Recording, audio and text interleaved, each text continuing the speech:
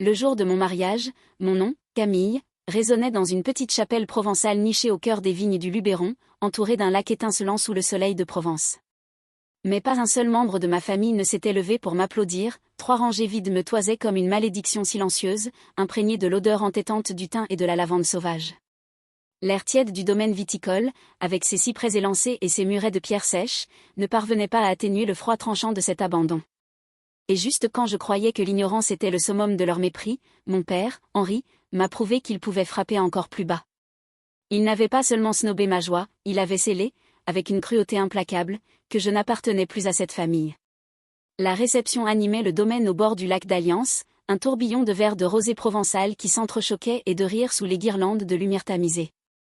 Antoine me faisait valser sur la piste en terre battue, sa main assurée effleurant le creux de mes reins, soulignant la courbe fluide de ma robe en soie ivoire, légère comme une brise de Mistral, qui épousait mes mouvements avec une élégance discrète. Pour nos invités collègues du SAMU, amis d'enfance d'Aix, c'était la soirée idyllique d'une mariée rayonnante. Pour moi, c'était le premier pas vers une libération tant espérée. Ma famille avait boycotté la messe, envoyant un signal limpide, leur place dans mon existence valait zéro. Pourtant, Henri, mon père, tentait encore de puiser dans d'anciennes dettes imaginaires. Je m'éclipsais de la farandole provençale pour un répit dans la suite nuptiale, une chambre aux volets bleus donnant sur les oliviers. Mon téléphone vibra comme un avertissement. Un SMS d'Henri. Pas de félicitations, ma fille, pas de tu étais sublime dans ta robe de dentelle, et a fortiori aucune excuse pour ces sièges désertés. Juste une demande masquée en ultimatum. Le mariage de mon frère Louis était calé pour août au domaine du lac, et il nécessitait 8 400 € pour bloquer le lieu provençal d'ici le lendemain. L'audace culminait dans ces mots, puisque tu as fait des économies sans famille à ton union, tu vas raquer cette avance pour ton frère. Il avait raison, en un sens pervers. Je m'assis sur le bord du lit en lin brodé, ma traîne fluide cascadant sur le carrelage ocre comme une vague de lait caillé. Aucune bouffée de rage, aucune larme salée. Ces sentiments étaient un gaspillage, j'avais épuisé mon crédit émotionnel pour lui. Au lieu de ça, une sérénité froide, chirurgicale, m'envahit. Je compris enfin, mes liens familiaux n'étaient pas tissés d'amour, mais d'un abonnement payant où j'étais l'abonné premium finançant les extras de tous. Ma générosité avait été exploitée à découvert des années durant. Ce n'était plus un drame intime, c'était une ardoise erronée, et je rectifiais les comptes. Avec des doigts posés, j'ouvris mon appli bancaire, ignorant le regard approbateur d'Antoine dans le reflet du miroir. Je saisis le virement, pile 1 euro. En motif, pas de diatribe furieuse. Juste du professionnel, meilleurs vœux à Louis. Vous en aurez besoin. J'envoyai, et l'écran confirma dans la pénombre parfumée à la figue. La transaction la plus libératrice de ma vie. Le dernier versement avant fermeture définitive du compte. Tard cette nuit-là, de retour dans notre masse rénovée près de Pérols, l'euphorie de la réception céda à une vigilance acérée. Je posai mon bouquet de lavande et d'oranger sur l'îlot en pierre calcaire, et je me figeai. Là, sur le comptoir, trônait une clé en laiton patiné, celle de secours d'Henri. Il n'avait pas daigné m'accompagner à l'hôtel, mais avait jugé bon de s'inviter chez moi pendant la fête, utilisant la clé qu'il m'avait forcé à lui confier lors de sa caution pour mon prêt immobilier initial comme un sésame universel sur mon intimité. Pas d'appel hurlant, pas de confrontation. Je vis dans cette clé l'encre d'un passé que je sectionnais. J'appelai un serrurier de garde à Aix, disponible 24 heures. Ce soir de noces, pendant que d'autres déballaient cadeaux et sirotaient le dernier pastis, je regardais l'artisan percer les vieux verrous dans l'entrée d'allée. Le grincement du métal fut la symphonie la plus douce. À 2 heures, toutes les serrures portes, volets étaient neuves.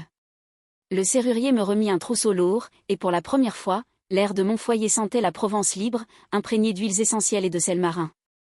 Henri avait piétiné mes limites 29 ans, les règles venaient de changer. Assise dans le calme de mon mas fraîchement sécurisé, je ne me sentais pas comme une jeune mariée épanouie sous les étoiles provençales, mais comme une comptable impitoyable passant au crible une faillite familiale. Des années durant, j'avais été l'investisseuse muette dans l'empire illusoire de mon père, et l'heure de l'audit avait sonné. J'ouvris mes vieux carnets d'études en IFSI, pages jaunies par le café et les nuits blanches de garde à 18 heures. Pour les habitants de notre village du Luberon, Henri était le commandant des sapeurs-pompiers locaux, héros des incendies de Garrigues, sautant dans les flammes pour sauver les masses perchées. Chez nous, il excellait dans le recouvrement de dettes fictives. Quand j'avais opté pour le métier d'auxiliaire de régulation médicale au SAMU 13, il s'était proposé pour couvrir mes frais de formation. Il avait payé un semestre, 12 350 €. À l'époque, j'y avais vu un cadeau généreux. J'appris vite que c'était un prêt usuraire sur mon indépendance. Les 3 ans suivants, jonglant avec des gardes de nuit en ambulance, des extras en pharmacie et des week-ends à servir des salades niçoises en terrasse, Henri agitait ce semestre comme un bouclier. « Comment oses-tu refuser, après tout ce que j'ai fait pour tes études ?» tonnait-il, gonflant un versement unique en financement intégral d'un master en médecine. Moi, je cumulais les shifts pour boucler livres et loyer dans un studio exigu d'Aix. Je revois le 21e anniversaire de Louis, Henri lui offrit une Renault Capture neuve, cash, sans ficelle ni garantie. Quand je questionnais pourquoi mon frère roulait en SUV clinquant pendant que je calais avec ma vieille Clio aux pneus lisses sur les routes sinueuses du Var, le visage d'Henri se figea comme une olivier centenaire. Louis bâtit son avenir, toi Camille, t'es une fille. Tu vas te marier, un homme s'occupera de toi. Arrête tes sensibleries. C'était le poison du favoritisme ancré, courant dans nos villages provençaux où les fils héritent des terres et des regards fiers, tandis que les filles servent de filet. Des années à croire que plus d'efforts, plus d'utilité équilibrerait la balance. Mais le silence n'est pas paix, c'est survie. J'étais enchaîné dans une bastide sans chant de cigale, où chaque échange rimait avec transaction. Conditionné à n'exister que pour gonfler l'héritage d'Henri et le confort de Louis. Je tue mes révoltes non par faiblesse, mais en amassant mon capital de liberté. J'avais remboursé ces 12 350 € 6 mois plus tôt, intérêt calculé au taux bancaire français, chèque recommandé que Henri ignora jusqu'à son urgence pour les 8 400 € du mariage de Louis. Les nouvelles clés en laiton sur mon comptoir scintillaient, je n'étais plus actionnaire de leur venin. J'avais viré mes actifs émotionnels vers un horizon clair. Louis avait grandi en fils choyé, prestige payé par mes gardes et la fierté mal placée de notre père. Voiture rutilante, zéro éthique du travail, moi, cicatrice de braise sur les avant-bras d'intervention en forêt, compte en banque conquis à la sueur. L'ardoise était close. Pour la première fois, je contemplais un surplus d'estime propre. Mais Henri ne lâcherait pas si facilement. Une enveloppe épaisse atterrit dans ma boîte aux lettres, coincée entre une pub pour Taïa et la facture d'assurance de notre voyage de noces en Corse. Lourde, frappée d'un sceau rouge du tribunal de Manosque, elle nommait mon père et mon frère comme plaignants officiels contre moi. Je l'ouvris sans trembler, adossé à mon Porsche, le Mistral mordant mes joues rosies par le froid automnal du Luberon.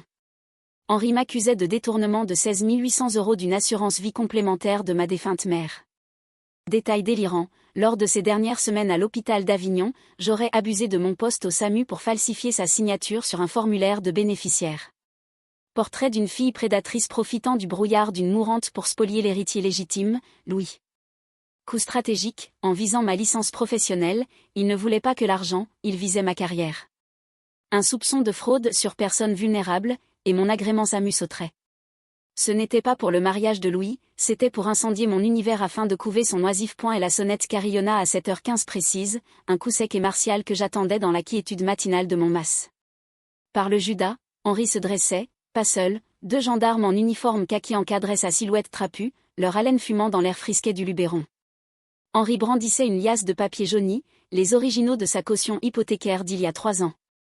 Triomphant, comme un propriétaire reprenant sa terre rebelle.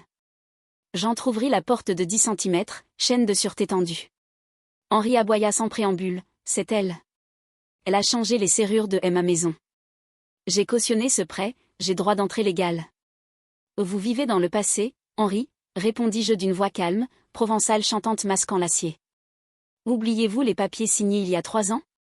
Quand je vous ai sauvé de la saisie, vous avez paraphé une clause de renonciation conditionnelle.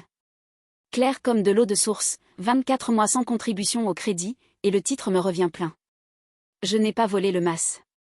J'ai exécuté notre contrat, refinancé à mon nom seul le mois dernier. Votre intérêt a expiré. Le gendarme principal se tourna vers lui, stylo en main. Monsieur, plus d'intérêt légal ici. Quittez les lieux ou verbalisation pour intrusion. Le choc défigura Henri, ses yeux de pompier chevronnés fixèrent les documents comme un serpent venimeux. Balbutiant loyauté familiale, mais la loi provençale ignore les fadaises sentimentales. Les gendarmes l'escortèrent jusqu'à sa vieille Peugeot, sa carrure autrefois imposante rapetissant sous le ciel plombé. Les rouages judiciaires broient lentement. 8 mois d'échange d'avocats, assignation, découverte. Henri pariait sur l'usure, espérant que je craque et paie. Il ignorait que chaque délai armait mon enquêteur. Au palais de justice d'Avignon, mon avocate, Sophie, demanda le jugement sommaire. Pas de débat, l'exécution des faits. Le matin d'audience évoquait une autopsie sous les néons crus du tribunal, lumière clinique sur les bancs patinés. Henri trônait au banc du plaignant, dos raide, encore en chemise d'uniforme fané. Louis derrière, costard Armani flottant sur son corps d'inactif, yeux fuyant la salle. Moi, avec Sophie, main sur un dossier cartonné prêt à pulvériser le mensonge. Le juge requit les preuves des 16 800 € détournés. Sophie se leva, voix ferme résonnant dans la nef stérile. Les nuits des retraits, ma cliente était à 50 km, au chevet d'un infarctus à Cavaillon. Log GPS du SAMU 13, géologue satellite fédéral. Le juge scruta, la bile monta au visage d'Henri.